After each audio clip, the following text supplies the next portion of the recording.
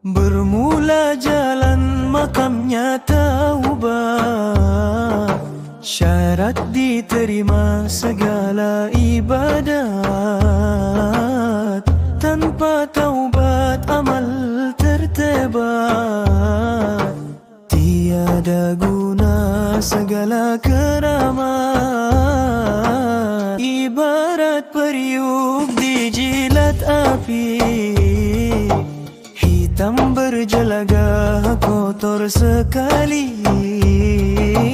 Jika dibasuh segera suci, hilanglah kesan kembali asli. Begitulah hati seorang hamba bila maksiat menjadi raja. Gelaplah hati noda dan dosa. Innallaha yuhibbul tawwabin. Allah kasihkan orang yang taubat, wa yuhibbul mutatahhirin. Orang bersuci mendapat rahmat. Siapa bertaubat untung nasibnya, seperti orang tiada dosanya.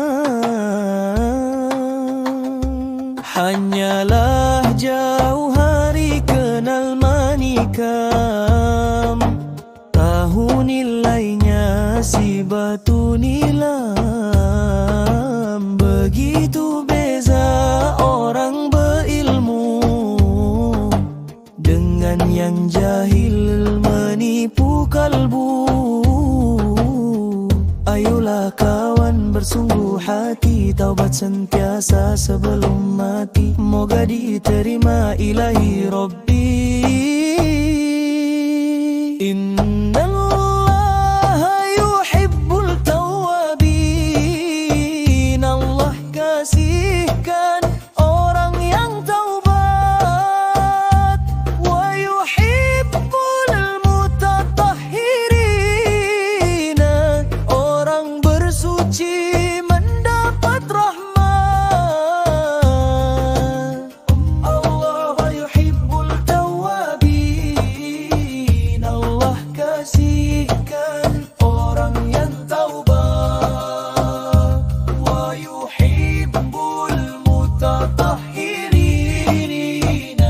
Orang bersuci mendapat rahmat.